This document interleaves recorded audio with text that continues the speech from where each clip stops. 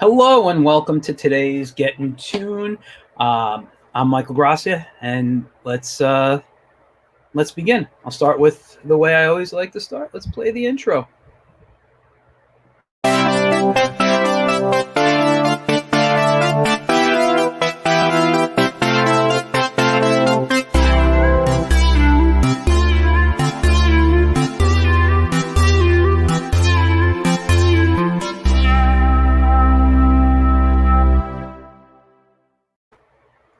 All right, so today we're on what's going to be the final part of the Making Comic Strips,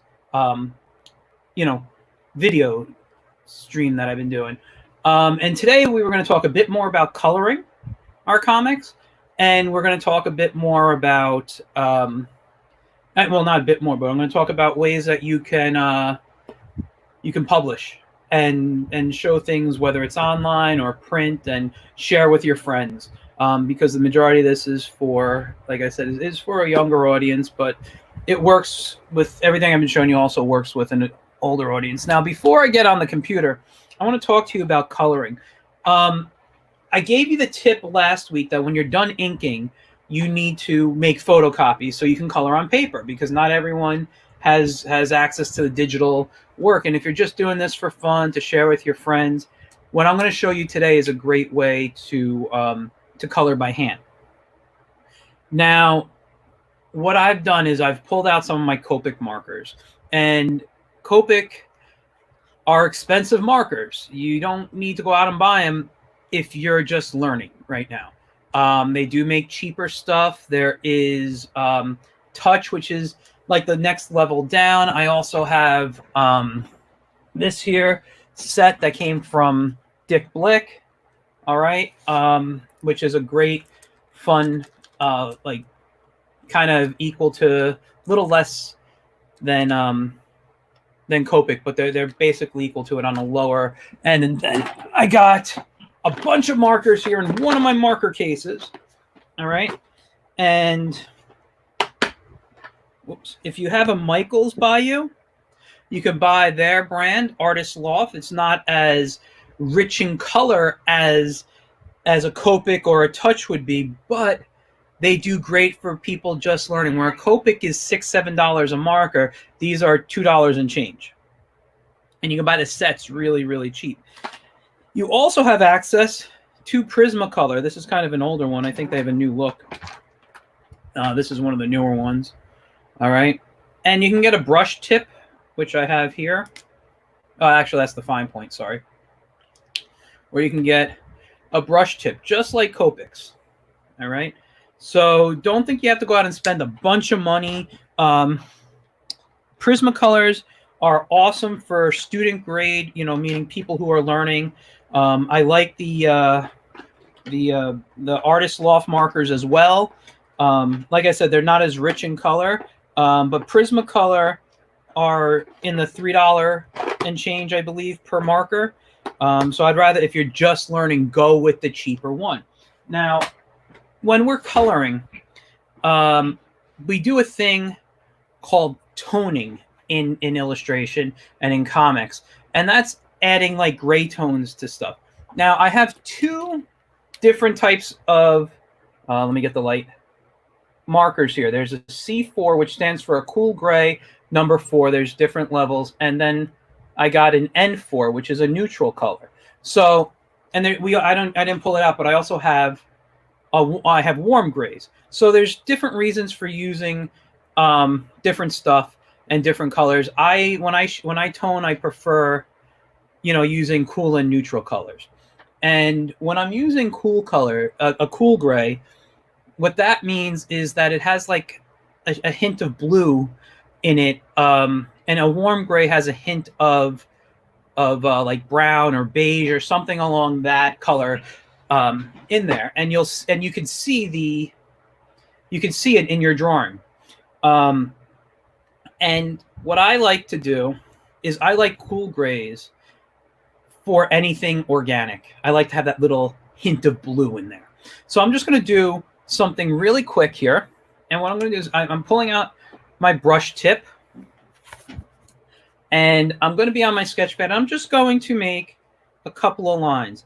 Now, one of the things about working with Copic is they are alcohol-based markers, and that's why people love them so much, because they blend well. All right.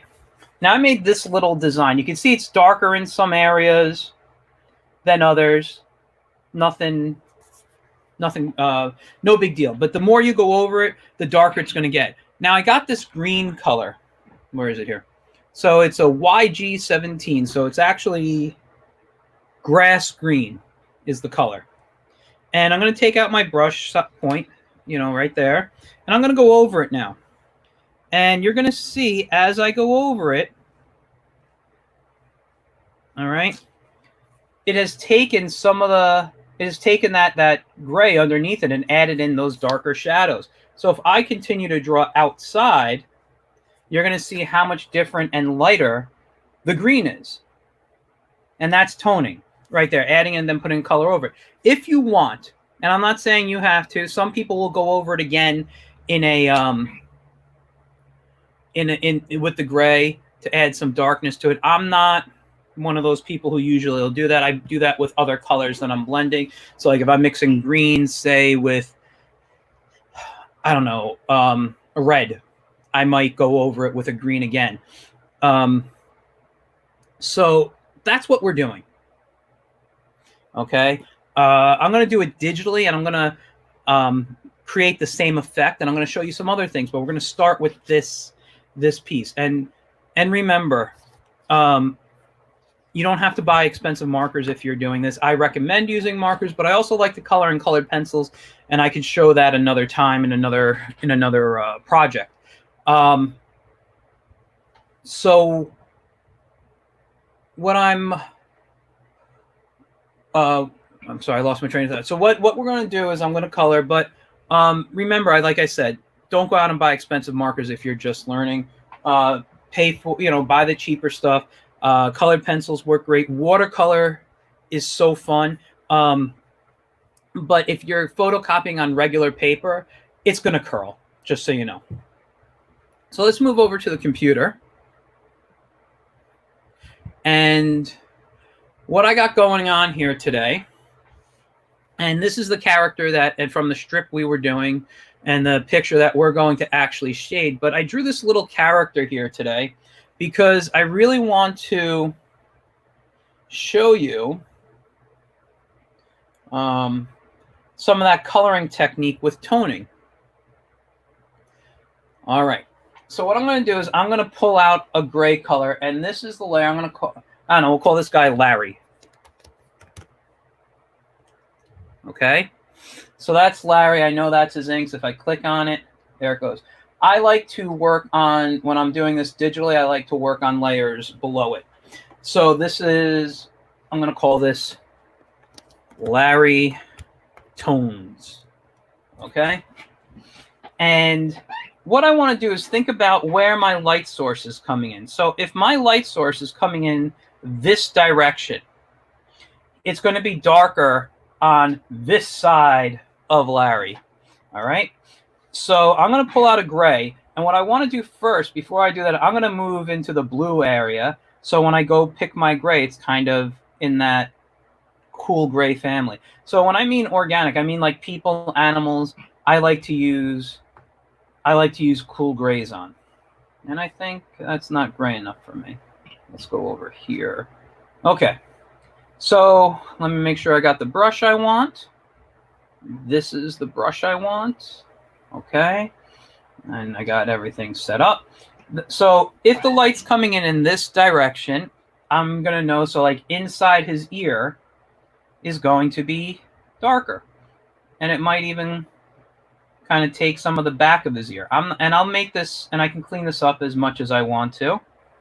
Right? He's going to have maybe on the side of his nose towards the bottom and maybe a little bit kind of going up. He might have something like this, right? So by doing this, what I'm doing is I'm understanding where light and shadow go. Okay? And this comes from years and years of practice and really just trying to figure out how light and shadow work. And a great way to learn this is to sit in a dark room if you can. And I want to use this one here.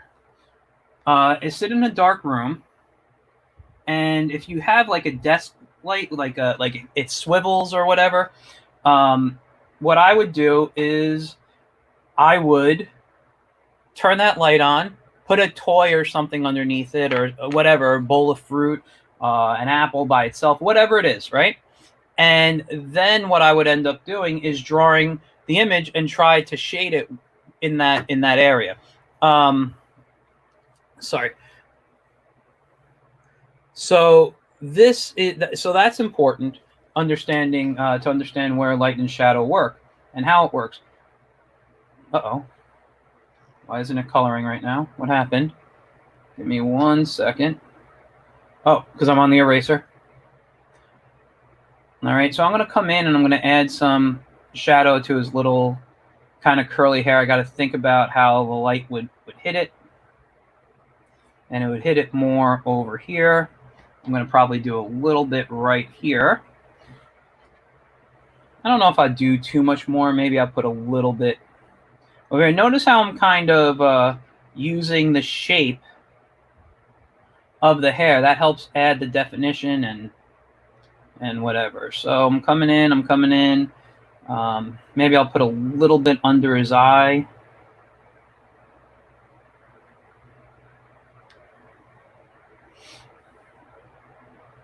And maybe I'll give him a little bit over here. And if I want to, I could use different types of grays to different levels of gray to help other areas get darker. All right, and maybe I'll throw a little bit here, and I'm going to continue onto his collar. I didn't want that much here. And I'm going to put a little bit underneath there. And let's just get a bit of his arm. And if you want to add wrinkles, this is a good natural way to add wrinkles into it. All right. Maybe I'll have a little bit underneath here. Okay. So I got him basically toned now. Whoops, I didn't mean to zoom out that much. I got him basically toned. Now what I'm going to do is I'm going to come in with the colors that I want. So let's say I'm going to give him, well, the skin tone I use, as I said, is 25% magenta, 25% yellow, and that's it. So I'm going to come in with the skin tone. And if you remember how I colored the last time with the lasso tool, I'll do my best to make that selection. And then I'll come around, and if I have to fix or edit anything,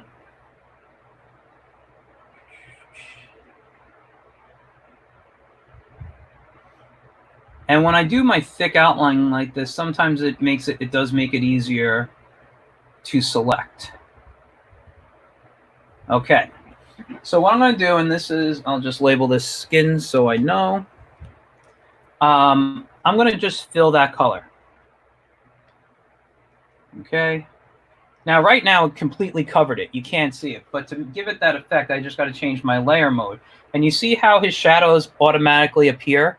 If you feel it's too dark, we can go to the tone and just lighten it a bit, lower what we call the opacity. And this is something we can do digitally. You can't do this when you're on paper, right? I also see things I don't like I'd want to come in and maybe fix up his nose a bit, maybe kind of around there.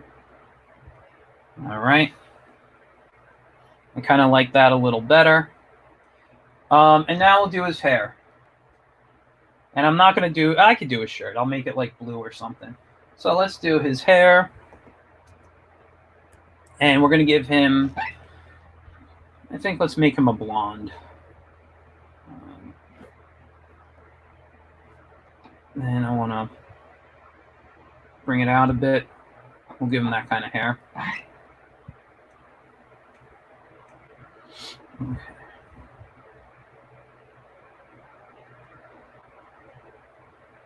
Remember, if you have any questions, feel free to ask. I'm happy to answer anything.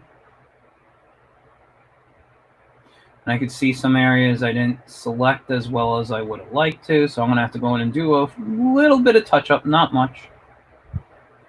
All right, edit, fill, okay, and again, I didn't get every area. I got to erase right there. I got to add in some up here and over here and right there. And now what I'm going to do is change it so I get that mode, and I'm going to want to, and the skin, the shading has already been lowered. If you want different levels of shadow in different places and you're going to play with the opacity like I just did, you're going to want to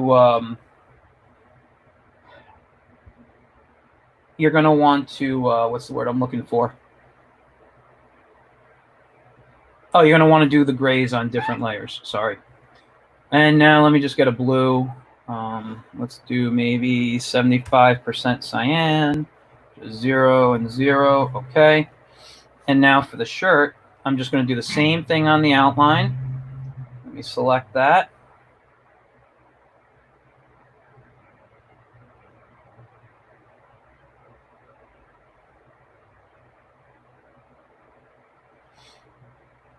You see a little hole I made. Okay, edit, fill. Okay.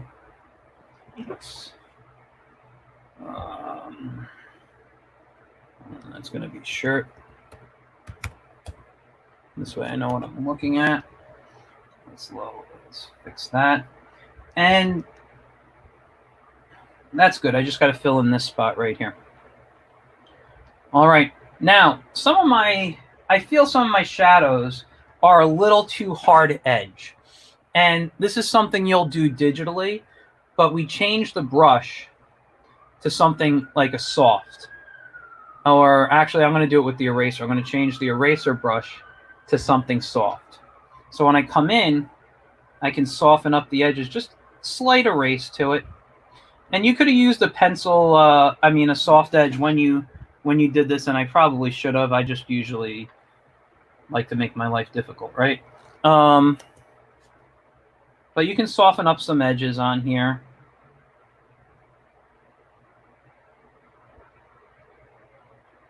You see? And that is a great way to draw traditionally. And you got this guy who's been shaded. He looks like a real cartoon character, something you'd see in a comic book or comic strip. More strips, since that's what we're talking about now. But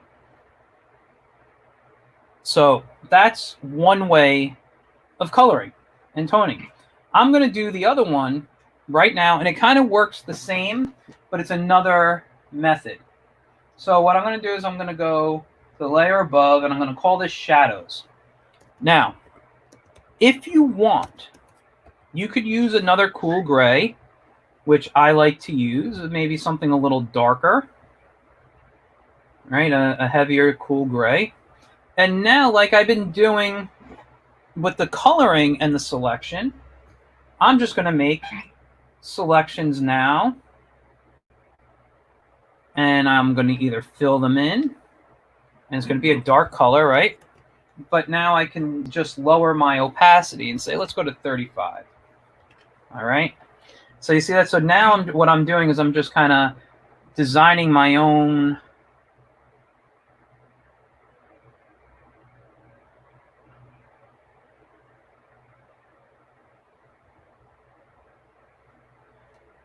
I'm just going to drop color in there. And the reason why it's coming out light is because of, I don't like that right there. Whoops, I meant to hit eraser. There we go. So you see, and you just come in and you color the whole thing that way, or you can use your brush and kind of add in tones. Maybe I'll do a smaller one here.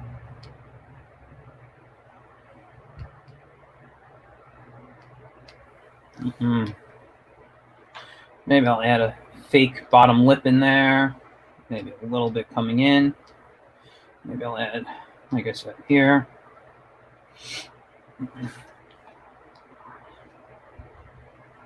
And there we go. And then we're going in and we're shading them that way. And you can still see it gives them a good look. There's nothing wrong with how he came out. And again, all this could be done with marker. You just got to get, you know, like I said, the cheaper markers just to practice on, and, you know, and do your best when you're practicing, you know. And that's why I tell you to make photocopies, because if it doesn't come out right the first time, you can always make another. All right. So just excuse me, I need a sip of water. Okay. So let's talk about coloring this image. Well, once again, we need to think about, and I'm going to turn off, whoops, not that. I'm just going to go to above, and I'm going to call this panel shadows. All right. And we can do highlights. I didn't talk about highlights, but actually, before we color, let's do highlights. So we're going to go back to Larry, and I'm going to add in highlights. And there's also midtones and other things we could do. But when we're doing simple comics like this, we don't need to get into crazy detail about how about highlights and midtones and make these shadows blend. You just kind of keep it easy. So something I would do with highlights is maybe, I'm on the brush. Oh, I have to do this above. So I already put I made a mark, but you see here I'm adding highlights to the eyes. I could bring in some white in some places, right?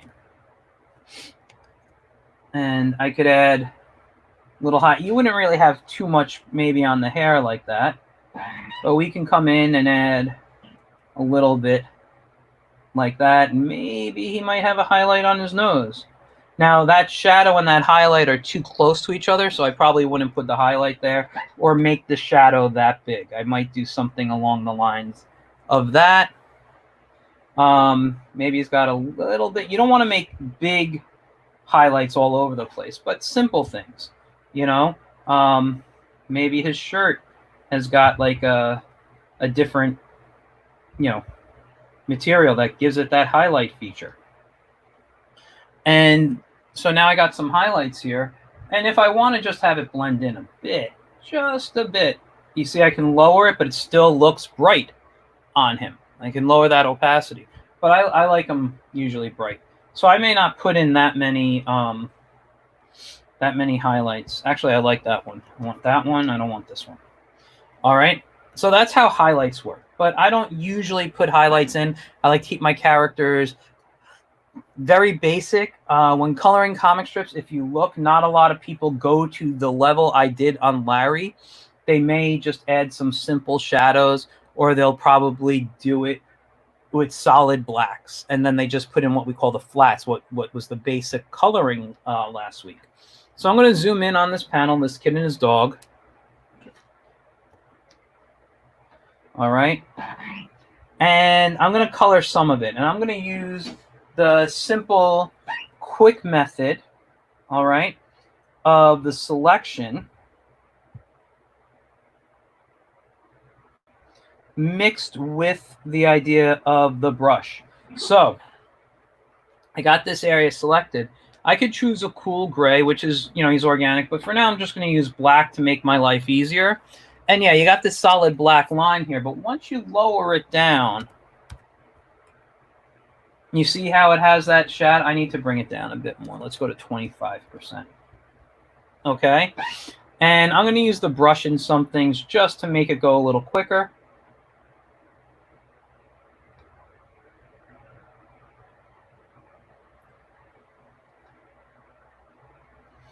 All right. There may be a shadow right there.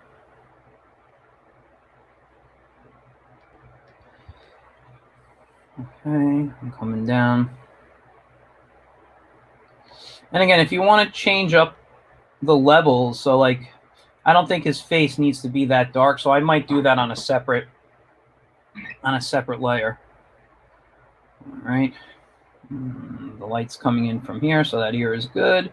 Maybe we'll do a little edge over here, maybe right underneath.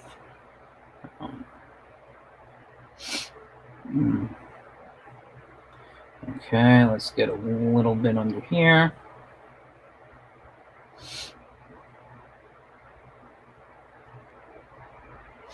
We'll just do a little bit right here on that one.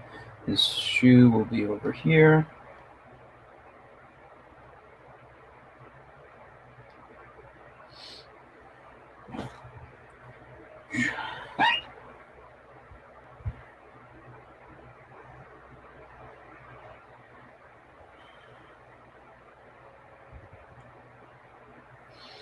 All right, maybe I'll do a little up here, coming in that way, a little bit right there. The dog will have a little bit on the side of his face here, on his muzzle. And I usually like the selection process to do all this, but sometimes when I'm dealing with something that seems like it could be a lot to select, I'm not gonna do that. I'm gonna do it by hand here. Maybe I'll do a little bit into there. Whoops, not that side. You'd have some maybe, nope. Because you got to remember, the sun will hit the top, not the sun, the light source will hit the top of him, so not everything is going to get, oops, undo. So not everything is going to get shaded 100%. Might see a little bit of a line here, right? Maybe I'll do a little bit like this.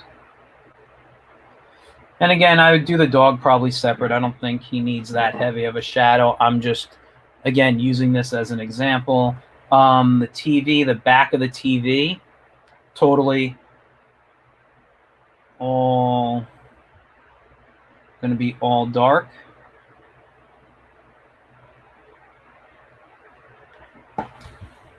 Maybe, and I know I missed a spot, so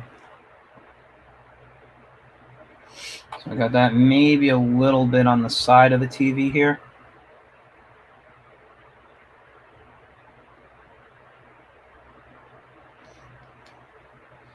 I'll bring it up into this a bit, like so. All right, let's get over to the lamp, which is not on, so, because you got to think about the lamp is another light source. So right now my lamp isn't on.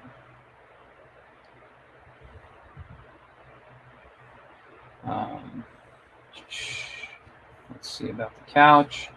Maybe a little bit underneath the cushions. Might even go a little bit on the floor here, but I probably wouldn't because then I have to shade everything else that has a floor piece. So let's do that. Maybe a little bit here on that button, give it some depth. I might add a little bit around the wrinkles here. Maybe a bit to the top. I'm not going to add anything to the white on the lampshade, but I'm thinking so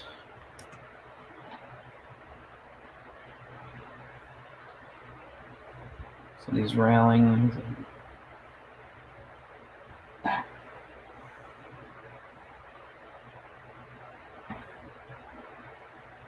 Okay, so let's zoom out and see what it looks like. All right, it's not bad. Let me just zoom in a bit more here. I want to zoom out a little bit more so we can see it as a full panel. All right, so that's really not bad. That really helped it pop. It added a little extra to the image. And you would do this with as many panels as you have, 3, 4, whatever. I'm more of, let me just take off Larry's highlights here. I'm much more into something simple like we got Larry, just I might put a highlight on if needed, but just simple shadow and the rest of the flats. That's what I like to do. You can see in this one here with Pee Wee and Jimmy in the panel that, you know, the color on its own, you know, like I'm going to take it off. Let's just look at the difference. So that's a flat picture. It doesn't look bad, but the second you add in the shadows, it brings it to another level. Even if it's simple shadows like I did, it's very just a little touch could make something pop. All right.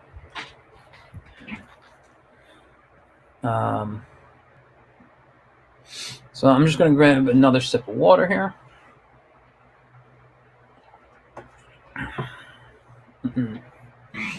All right. So let's talk about how we can publish these. All right. You know, if you're a kid and you want to share your work, like with your friends, you can do it online depending on your age. If you have any form of social media, something like, let's say, Instagram, you can post this image on Instagram. You're able to, on something as simple as your like phone here, you could go into your images and make duplicates of a thing. So let's say it has 3 panels. I would go in and make a total of 4 duplicates. So I have the original, and then I'd have 1, 2, 3, and then I'd crop each panel so that it's its own thing and upload multiple to Instagram in order. And that's one way to share it. You know, if you have other social media, you could do that. If you're working traditionally and you're using like a photocopier and stuff, well, you can make up little booklets. So if I took a sheet of paper, right, and that's too hard of one. Let's get some that's not cardstock. Give me a second. Okay, here's a regular sheet of paper. So if you want to keep it in that strip format, take a piece of paper and fold it long ways like this. You see? And, oops, sorry. I don't know why my Siri was popping up. But now I folded it this way. And what you could do is, after you have everything colored if you want and photocopied, you could cut out your strip and glue it to a piece of paper like so. And then you come in and you glue your next one, and then another one, and then on the back, which would be like this, you glue this one. And then you make a double-sided photocopy, and you have your own little book. That is comic strip-wise. You can fold it, the other way. But then what you're going to need to do is shrink your images so they fit. So your book is this is the better way for comic strips, and your book opens and reads like so. Now, I'm not going to lie, shrinking, if you have the ability, is great because, when you draw a comic strip and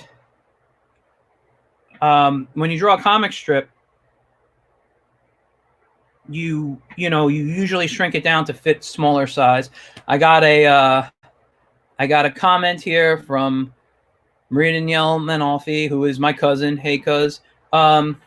She says her son Giuseppe is watching. Hi, Giuseppe. I hope you're enjoying what we're doing today. And if you haven't watched the other stuff, you can go back and watch the other videos on how to make a comic. I know they're kind of long, but those are 2 good ways of publishing.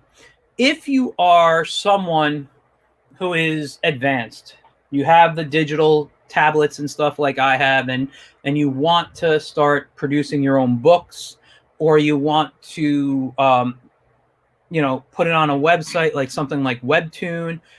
The format, by the way, the comic strip format where it's long like this doesn't work on Webtoon. You're going to want like a full comic page like you would do a comic book. And that way, if you're going to do something like 4 panels, you could divide. A great way to do that is to learn and practice is to divide the paper into 4s, and if you open it up, you now and holding it this way, what we call portrait, panel 1, panel 2, panel 3, panel 4, and that's something that could be posted.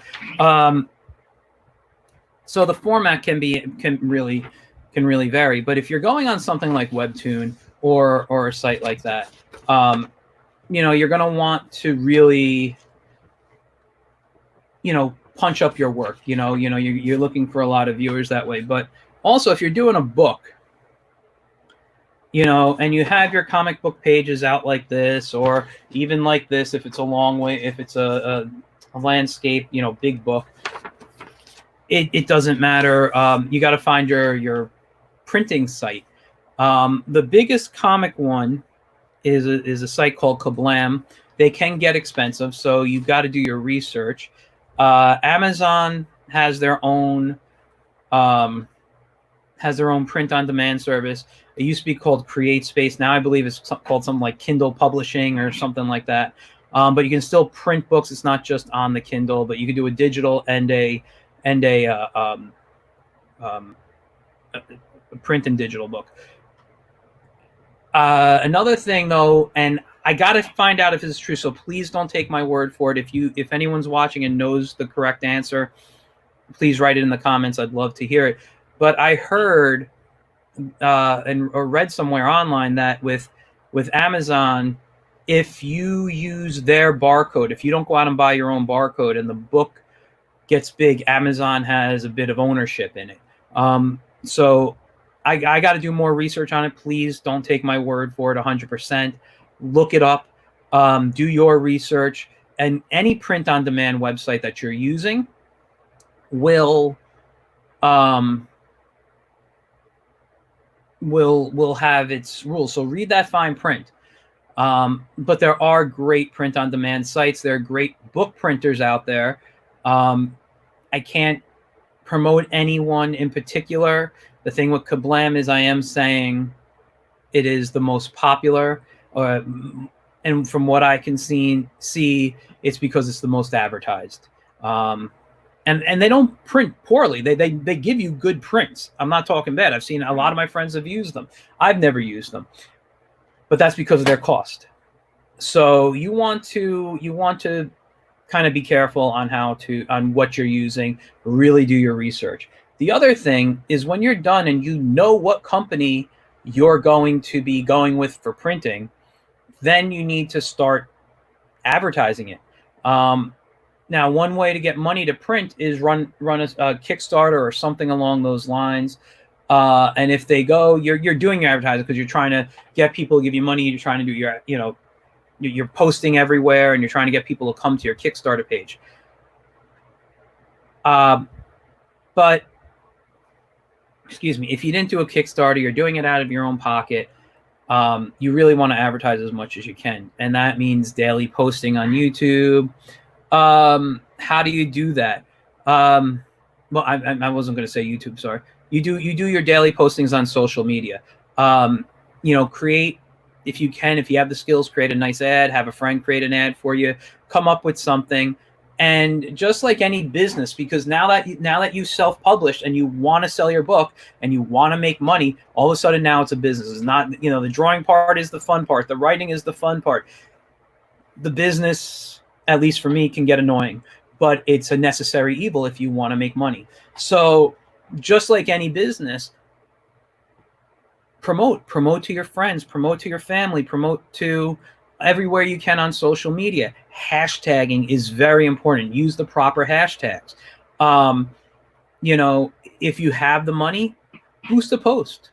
Run an ad on Facebook or something that lasts a week. Even if you're paying $5, it might hit 200 people a day, and those are 200 people that you wouldn't have hit normally. So whether they like it or not, if you look for 1,000 people, let's say it's going to reach 1,000. If you get 10%, so that's 100 people, you did good. My opinion, if you even get a little less than that, it's still good, because if I get 80, which is 8%, that was more than I already had, you know, of viewers and people of interest.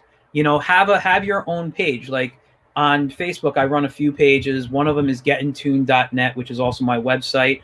And down at the bottom of the screen there, if you have a page you can get people to come to and like, it'd be like what we call landing pages on websites, where it's like, oh, I clicked on an ad for a vacuum cleaner or something, and all it is that vacuum cleaner. You keep scrolling and scrolling and scrolling and scrolling, and you finally get down to the cost.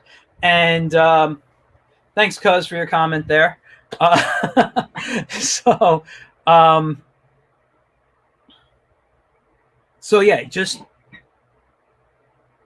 you know, invest your time. If this is something you really love, and this is your passion, and this is what you want to do, and you want to make it a business, then go for it. I mean, right now, I know things are opening up, but we're still living in quarantine time.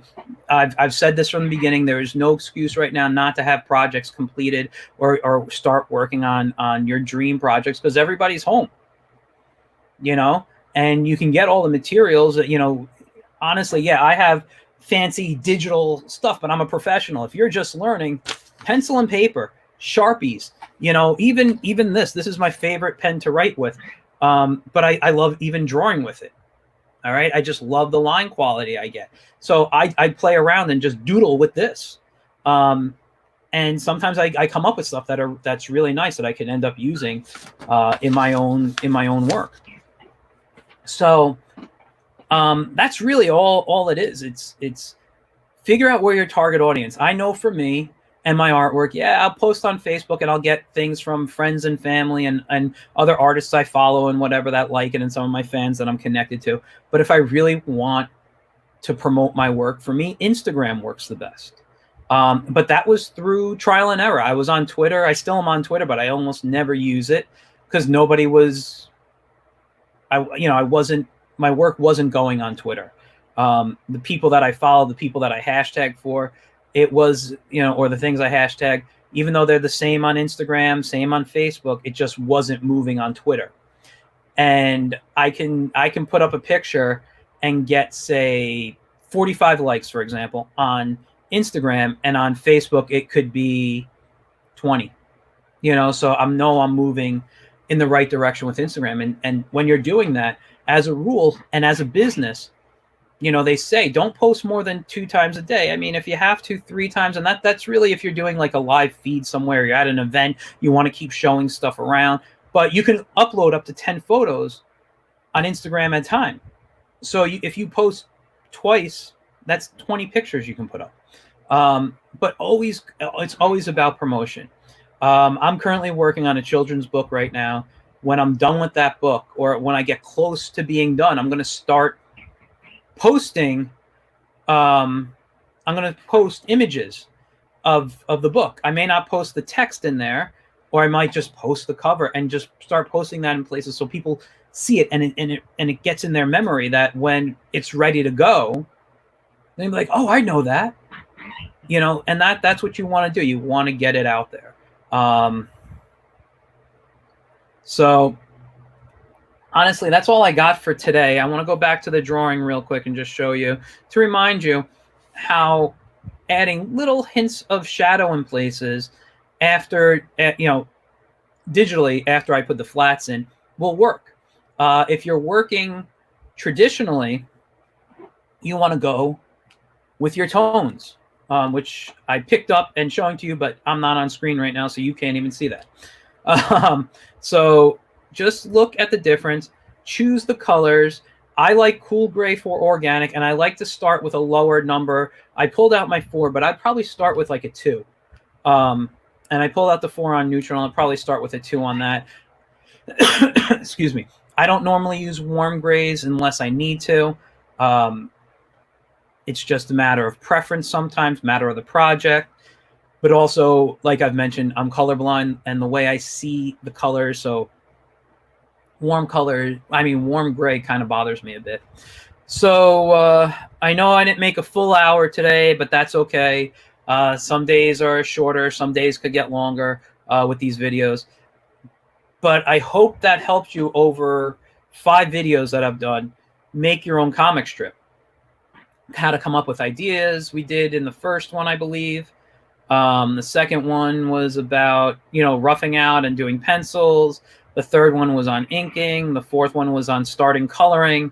And now we're on finishing up your colors and promoting your work and selling it in some form if that's what you want to do, or just print for fun.